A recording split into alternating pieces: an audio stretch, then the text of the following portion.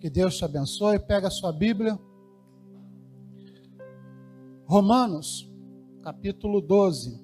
Uma mensagem que nós já compartilhamos aqui na igreja e senti de trazê-la mais uma vez ao coração dos irmãos.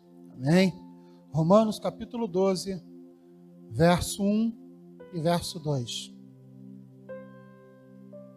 Todos já acharam? Alguém pede misericórdia? A gente aguarda para que todos nós possamos ler juntos. Romanos, capítulo 12, verso 1 e verso 2. Amém? Todos já acharam? Fique de pé, em reverência. Palavra do Senhor.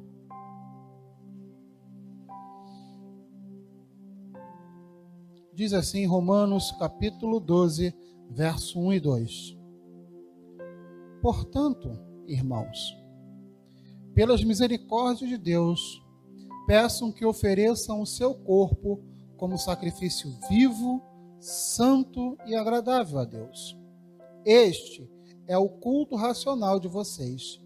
E não vivam conforme os padrões deste mundo, mas deixem que Deus os transforme pela renovação da mente, para que possam experimentar qual é a boa, agradável e perfeita vontade de Deus.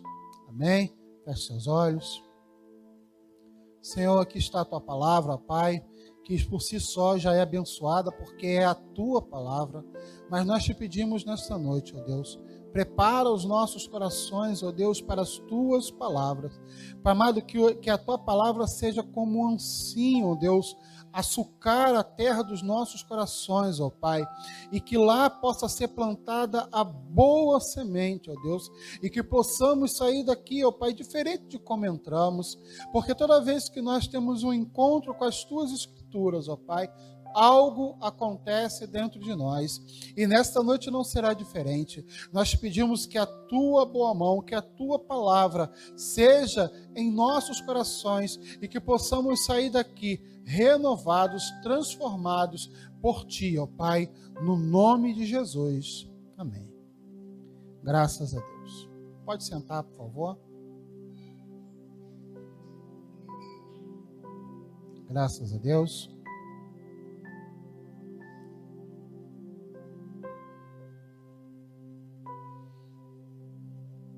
Nós já falamos isso algumas vezes aqui com os irmãos, que a carta de Romanos é uma carta que os teólogos dizem que ela é muito especial. Todos os livros da Bíblia são especiais.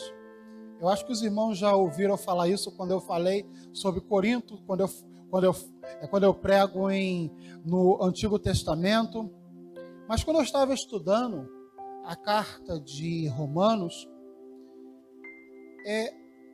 eu pude ver e estudar, né, claro, que só nesses 2 versículos aqui existe uma gama de aprendizado para nós, se nós nos debruçarmos sobre ela, que nós ficaríamos abismados somente naquilo que Paulo está falando à igreja de Roma, somente nesses 2 versículos.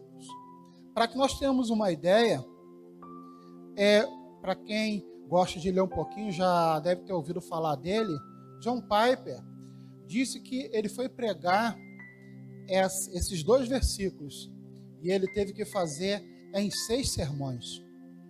E eu fico pensando que um pregador, alguém que é habilitado para pregar as Escrituras e ele gasta 6 sermões para falar em 2 versículos, é sinal que tem muita coisa para nós aprendermos.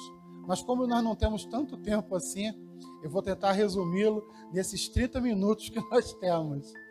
Mas só para nós termos uma ideia, a carta à igreja, né, aos romanos, ou a carta à igreja de Roma, ela foi escrita por Paulo por volta do ano 57 ao ano 59 da nossa história. E ela foi escrita porque Paulo, ele já tinha, conforme está registrado no capítulo 15 do livro de Romanos também, ele já tinha aberto igreja, formado congregações, ele já tinha evangelizado toda aquela área que ali da Ásia Antiga, daquela Ásia Menor que é chamada, e ele estava já com os olhos fitos já na Espanha. Mas para que ele pudesse evangelizar na Espanha, ele precisava de um apoio, ele precisava de uma igreja que pudesse ser a sua base. E justamente a igreja que poderia dar esse sustento, esse apoio a Paulo, essa base para Paulo, era a igreja que estava em Roma, porque ela era bem próxima da Espanha e ele poderia ir facilmente lá e ter a sua base na igreja. Mas acontece que ele tinha uma dificuldade ao pregar em Roma. Ele tinha uma dificuldade. Paulo, ao mesmo ponto que ele já havia evangelizado toda aquela área, e quando eu digo evangelizado, não é que ele já tinha ganho todo aquele espaço. Ele já tinha aberto congregações, igrejas, e tinha deixado líderes experimentados para conduzir toda esta obra. Mas ao mesmo ponto que ele já tinha evangelizado toda aquela área, ele tinha uma dificuldade para chegar até Roma. Por quê? Porque a igreja de Roma era formada essencialmente de judeus convertidos e de gentios. Mas ela tinha mais judeus convertidos. E como nós sabemos, Paulo ele era muito mal visto pelos judeus, porque os judeus eles acusavam Paulo de deturpar a lei de Moisés.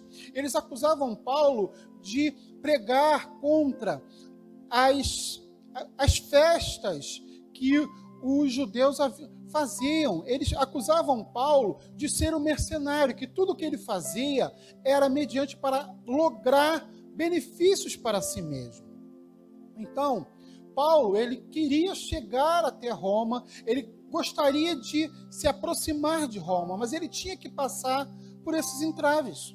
Fora também que Paulo, ele pregava um evangelho onde a graça, ela não suplantava a lei, mas ela mostrava que as pessoas deveriam ver a lei de uma forma aonde não era o homem que ganhava a sua salvação, e sim Deus, através da sua graça, tinha colocado leis ou instrumentos para que eles pudessem se aproximar dele. Não era a lei que era o fim, mas sim a graça que Cristo trouxe à igreja. E com isso, ele pregava que o evangelho deveria ser levado aos gentios, que eram todos aqueles homens que não eram nascidos lá, que não eram oriundos de Israel, não eram judeus de nascença, mas eram estrangeiros, como gregos e outros povos que habitavam naqueles lugares. E para isso, para que Paulo pudesse chegar até a igreja de Roma, Deus dá a ideia a ele dele escrever uma carta. E é justamente a carta à igreja de Roma que Paulo começa a escrever.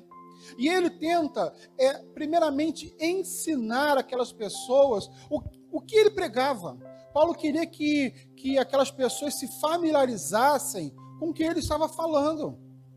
Paulo não queria ser um completo estranho, simplesmente chegar lá um belo dia e começar a pregar como ele fazia em outros lugares. Paulo queria que aquelas pessoas soubessem quem ele era, o que ele estava pregando, não quem ele era, mas o que ele estava pregando. E ele escreve a carta aos romanos para que as pessoas pudessem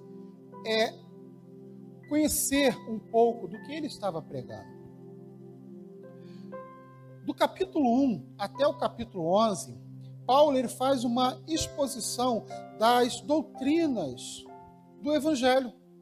Ele começa a falar de vários assuntos que ele trata em outros livros, em vários assuntos que ele trata em Corinto, que ele trata em Efésios, que ele trata em Filipenses. Ele faz um resumo de toda, vamos dizer assim, de toda a teologia do Novo Testamento na igreja aos Romanos. E do capítulo 1 até o capítulo 11, ele esboça todo este conhecimento. Para nós termos uma ideia, do capítulo 1 até metade do capítulo 3, ele fala da condenação de todos os homens, tanto de judeus como dos gentios. Ele fala que todos haviam pecado e destituídos estavam da glória de Deus. E aquelas pessoas necessitavam de alguém que os redimisse dos seus pecados. Do capítulo 3 até o capítulo 5, Paulo fala de como Deus, através de Cristo, gratuitamente justifica tanto judeus como gentios. Do capítulo 6 ao capítulo 8, ele fala que Cristo uniu tanto judeus como gentios para uma vida de santificação e libertos do pecado. Do capítulo 9 até o capítulo 11, ele vai tratar da posição, do papel da nação de Israel no plano de Deus. Ele fala que apesar que Cristo, ele não veio trazer uma novidade, algo que derrubava a lei, mas ele estava trazendo algo à igreja, ele estava expandindo o seu ganho. E que Israel tinha um papel também nesta salvação, que o Senhor não tinha renegado Israel a um terceiro plano, a um segundo plano, mas Israel também estava dentro dos planos de salvação do Senhor para a humanidade. Então, desde o capítulo 1 até o capítulo 11, ele começa a falar de cada uma dessas doutrinas, de cada um desses aspectos da salvação para a humanidade. Mas no capítulo 12, é como se Paulo ele parasse de ensinar uma coisa teórica, alguma coisa que não fosse palpável. Ele começa a entrar realmente naquilo que é prático. É como se Paulo ele fizesse um corte na sua carta e ele começasse a tratar do que realmente daquilo que o Evangelho tratava na forma prática do dia a dia. Para nós termos uma ideia, nesse mesmo capítulo 12, só para nós ficarmos um pouco cientes, Paulo vai falar sobre o relacionamento entre irmãos, do capítulo 3 até o capítulo 9, mais ou menos. Do 9 até o 16. Ele começa a tratar desse relacionamento entre irmãos. Como é que eu deveria tratar o Anderson? Como o Anderson deveria tratar o Alex? Como o Alex deveria tratar a Eduarda? Mas do capítulo 17 até o 21, Paulo vai falar como nós deveríamos tratar os nossos inimigos. Só para nós termos uma ideia. Paulo ele começa a tratar daquilo que é prático. Como é que é o nosso dia a dia? O que aquelas pessoas deveriam fazer para alcançar tudo aquilo que foi exposto do capítulo 1 até o capítulo 11 dessa carta de Romanos. E para isso, Paulo ele começa com algo que é importantíssimo. Ele começa a tratar de como aquelas pessoas deveriam pensar o Evangelho. E ele começa falando o seguinte, acompanhe comigo aí no verso 1. Portanto, irmãos, pelas misericórdias de Deus, peço que ofereçam o seu corpo como sacrifício vivo, santo e agradável a Deus. Este é o culto racional de vocês. Paulo começa a tratar de como aquelas pessoas deveriam aplicar tudo aquilo que foi falado nos capítulos anteriores, até o capítulo 11, como é que elas deveriam aplicar isso em suas vidas. Paulo está falando que não adiantaria aquelas pessoas simplesmente ouvirem de uma forma utópica ou como se fosse uma fantasia e tentarem colocar isso em prática. Para que aquelas pessoas pudessem entender o que Paulo estava falando, Paulo traz à memória deles algo que eles já conheciam. É uma coisa que eu fico realmente sempre, não surpreso, mas maravilhado com a Bíblia. O Senhor ele poderia simplesmente impor a sua vontade a nós. Ele poderia impor. é assim, acabou e não tem mais jeito. É claro que a vontade de Deus é soberana, não é isso que eu estou falando. Ele poderia só falar. Mas só que o nosso Deus é um Deus emanente, ou seja, um Deus que quer proximidade, ele quer contato, ele quer relacionamento. E para isso, ele encontra formas que são de... Que tipo de formas? Formas que nós possamos entender o que ele está falando. Se eu nunca falei, eu vou falar hoje aqui. Eu já fui de outra denominação. E a nossa denominação, ela tinha um ponto de pregação aqui no Saquaçu. Um ponto de pregação no Saquaçu. E um dia uma irmã chegou para mim e falou assim: irmão Edilson, eu amo ver o senhor pregar. E eu, opa, poxa, que maravilha, a irmã gosta daquilo que eu prego. Mas o caso é que ela foi adiante, ela falou assim: pena que eu não entendo nada do que o senhor fala. Isso não é comunicação. Isso não é comunicação. Deus, quando ele se apresenta a nós, quando ele quer passar algo para nós, ele fala de uma forma que nós podemos entender. E ele usa Paulo para que Paulo fale de um jeito para que os judeus entendam o que ele está falando. E como é que Paulo encontra um jeito para explicar como eles deveriam aplicar aqueles 11 capítulos anteriores? Paulo trata com eles através dos sacrifícios que eles estavam acostumados. Se você é um bom leitor, ou alguma vez já teve a oportunidade de ler Êxodo, Levítico, Números ou Deuteronômio, que são 4 dos 5 primeiros livros da Bíblia, você vai ver que isso é falado muito sobre sacrifícios, sobre holocaustos, sobre ofertas. E Paulo, ele usa uma linguagem que aqueles homens e mulheres entendiam o que estava falando. Paulo fala: olha, portanto, irmãos, pelas misericórdias de Deus, peço que ofereçam o seu corpo como sacrifício vivo, santo e agradável. A primeira coisa que Paulo fala é: portanto, irmãos, pelas misericórdias. Paulo, ele faz questão de colocar a misericórdia. Mas por que Paulo está falando sobre misericórdia? Nós sabemos que por nós mesmos, nós não merecíamos nada. Nós éramos corruptos, adúlteros, ladrões, mentirosos, sujos, irreverentes, pessoas que não queriam de forma alguma comunhão com o Senhor. Nós renegávamos o Evangelho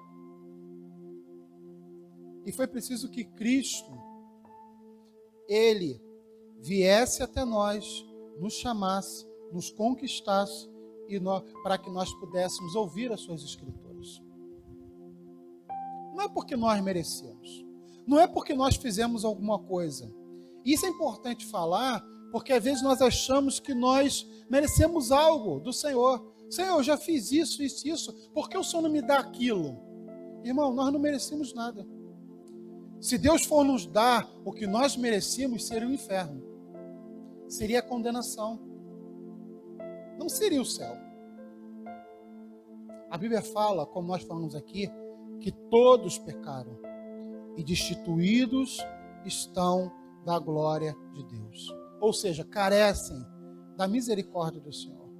Então Paulo fala que a primeira coisa que é importante dizer é que tudo o que Cristo fez foi por misericórdia.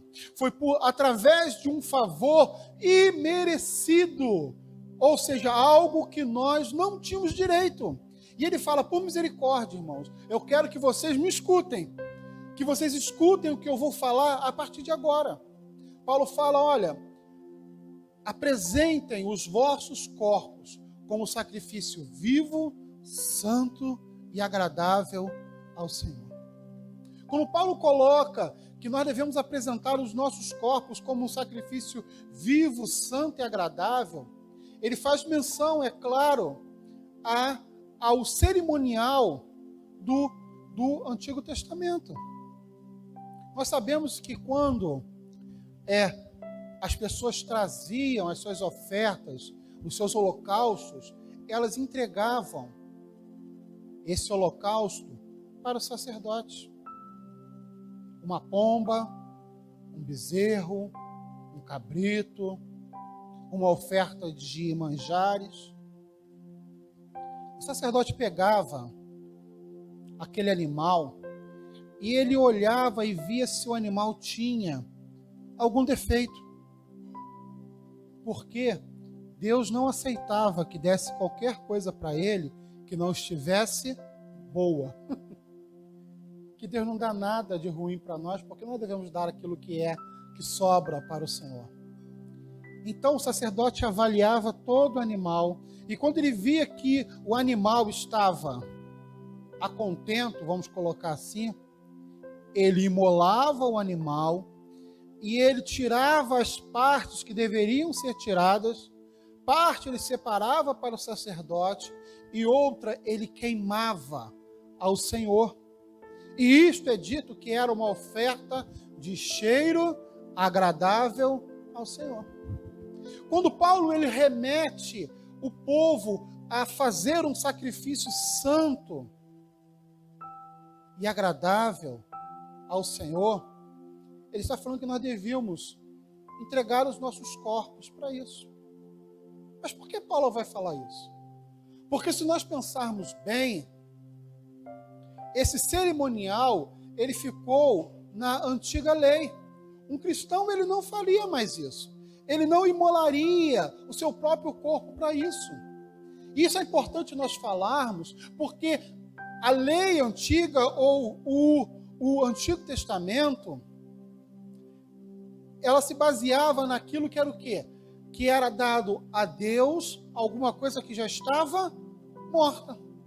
Porque antes de qualquer coisa, o animal ele era sacrificado. Mas na nova aliança, Deus não quer algo que seja de um corpo vazio. Ele quer aquilo que vem de vidas através de um culto que seja racional. Um sacrifício que seja não simplesmente alguma coisa que a pessoa faça por fazer, mas sim algo que é feito de coração para o Senhor. Quando nós fazemos alguma coisa que é por prazer, nem sempre conseguimos fazê-lo, isso rende mais. Vamos ser sinceros. Às vezes nós estamos lá no trabalho e o trabalho está pesado e de repente nós colocamos um hino. Não sei se você é assim, eu sou assim. Eu coloco um louvor, coloco uma pregação, e isso vai fazendo que o dia se torne mais leve, porque aquilo é agradável aos ouvidos. Paulo estava falando que aquelas pessoas deveriam se entregar ao Senhor mediante tudo aquilo que ele falou. Isso nós vemos quando ele fala, portanto, logo no início do verso, portanto, entreguem os seus corpos como sacrifício vivo, santo e agradável. Paulo, ele fala de uma entrega completa, absoluta, ou seja, da mesma forma que os animais eram apresentados para serem mortos, completamente consumidos no altar, assim também os cristãos devem entregar a Deus, se entregar a Deus por completo, sem reservas. Às vezes nós entregamos quase tudo ao Senhor, menos aquele desejo que está lá escondidinho. Não, Senhor, tu pode mexer nisso, nisso e nisso, mas isso aqui eu decido. A decisão é minha, então precisamos atentar para isso, irmãos. Paulo continua a falar sobre as misericórdias de Deus. Nós já tratamos aqui algo bem superficial, que não dá para nós entrarmos. Mas só para nós termos uma ideia sobre algumas coisas que Paulo falou do capítulo 1 até o capítulo 11. Paulo fala sobre a eleição soberana, sobre a substituição por meio de Jesus Cristo, a justificação pela fé, a adoção de filhos, a concessão do Espírito e a admissão de gentios na igreja. Paulo fala, portanto, mediante tudo isso, apresente os vossos corpos como sacrifício vivo, santo e agradável ao Senhor. Não por obrigação, mas por gosto. É interessante que Paulo ele não fala simplesmente que aquelas pessoas deveriam entregar de bom grado as suas emoções, o seu corpo, os seus desejos. Ele fala também que isso deveria ser um culto racional. É interessante, porque Paulo ele faz uma analogia no Antigo Testamento através do cerimonial lá do capítulo 20, do capítulo 18 de Êxodo. E agora ele vem para o Novo Testamento. Ele fala sobre o culto, aquilo que nós fazemos. Mas ele fala que esse culto, para que ele seja aceito ao Senhor, ele deve ser um culto racional. A palavra racional, ela vem do grego, que vamos dizer, ela tem a mesma raiz de lógica. E nós sabemos que quando nós falamos de lógica, nós queremos falar de uma coisa que é pensada. Não é algo feito sobre emoção. É algo feito sobre raciocínio. Segunda parte do versículo. Este é o culto racional de vocês. Não é uma coisa que se faça por emoção. Nós vemos que muitas pessoas, às vezes, fazem coisas por emoção. Elas são motivadas por desejos, por vontades, porque aquela canção, né? Já viu que às vezes as pessoas elas se deixam levar pelo momento. Paulo não está falando para se levar pelo momento. Paulo está falando que aquelas pessoas deveriam pesar o que estavam fazendo. Porque o culto do Antigo Testamento era um culto de eternalidades, formalidades, rituais e animais mortos. Mas Paulo está dizendo agora que aquelas pessoas deveriam fazer um culto racional. Um culto onde elas soubessem o que elas estavam fazendo. Nesse culto que nós entregamos no culto, nós entregamos completamente a Deus através da adoração de cânticos, hinos, louvores e da palavra de Deus. Não é uma coisa simplesmente emocional. Às vezes nós falamos sobre essa questão do emocionalismo. Irmãos, a vida com Deus não é uma coisa emocional. Tem gente que chora se escuta uma música triste, ri muito se escuta uma música alegre.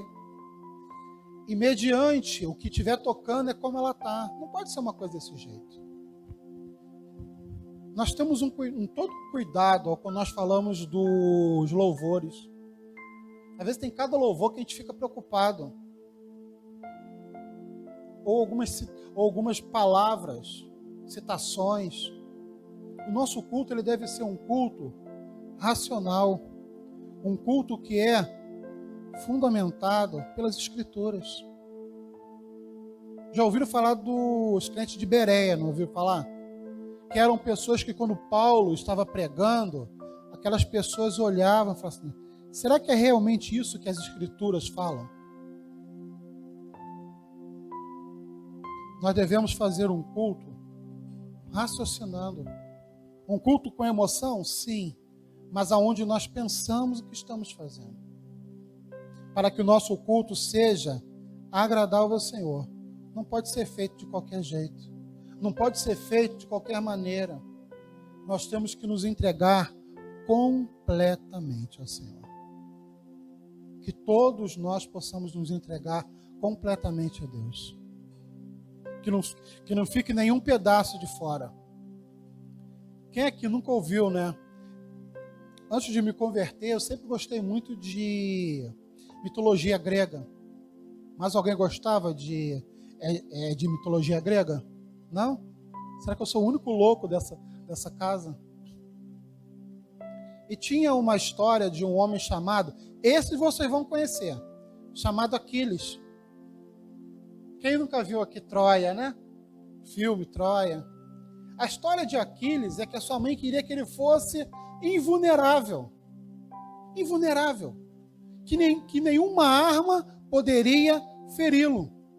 Mas diz que quando ela mergulha Aquiles no tanque, que agora não vou me lembrar do nome também, aonde ela mergulhou ele, mas diz que quando ela mergulha Aquiles, ela não poderia soltá-lo.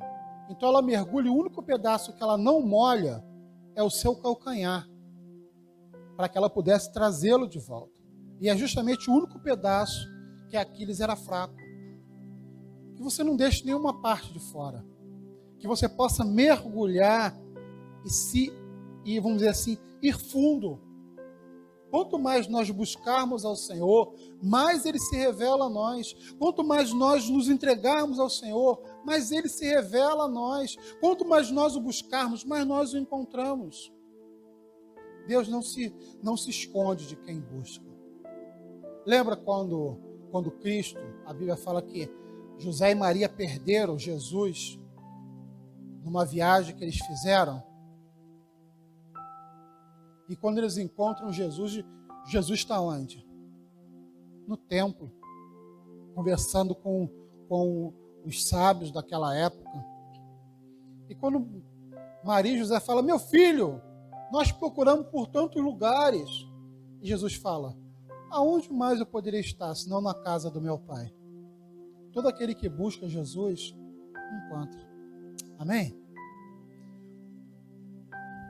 O nosso segundo versículo é: e não vivam conforme os padrões deste mundo, mas deixem que Deus os transforme pela renovação da mente, para que possam experimentar qual é a boa, agradável e perfeita vontade de Deus.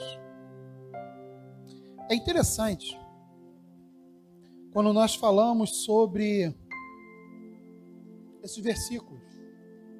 Ele traz duas palavras que nós devemos guardar.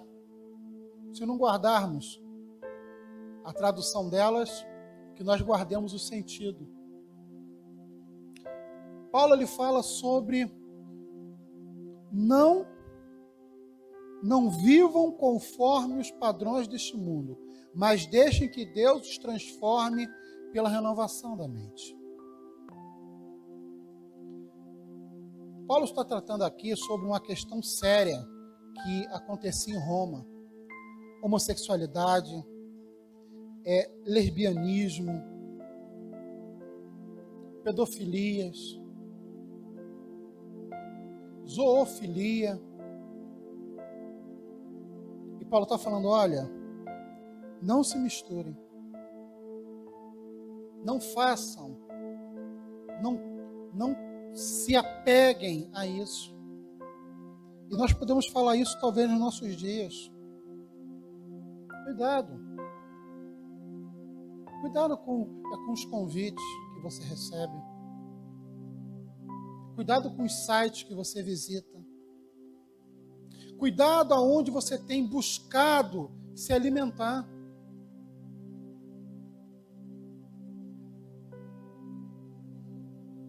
Irmão, é tempo de nós comermos a Bíblia, de nós nos alimentarmos, estudarmos. Cuidado com novas interpretações. Eu gostava muito de um pregador e de repente ele começou a pintar a igreja dele de preto. Eu falei assim, a coisa já não está ficando boa. Até o dia que ele falou que tinha que reescrever o evangelho. Eu falei assim, não dá mais. E o pior de tudo são os comentários que vêm abaixo. Pessoas concordam com isso.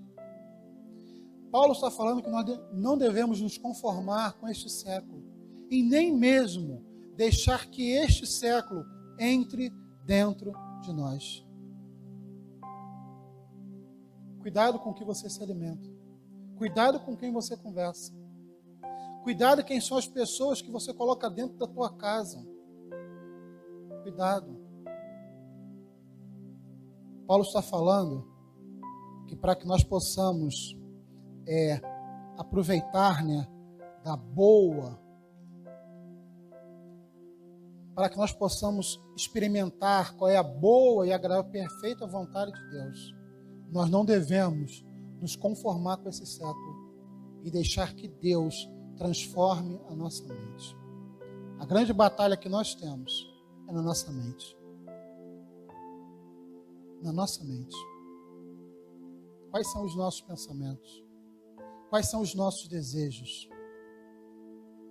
O que temos compartilhado? Cuidado, irmãos. Permita que Deus tenha a totalidade da sua vida, do seu corpo, da sua mente, para que Ele possa transformar a sua mente e você ter a mente de Cristo.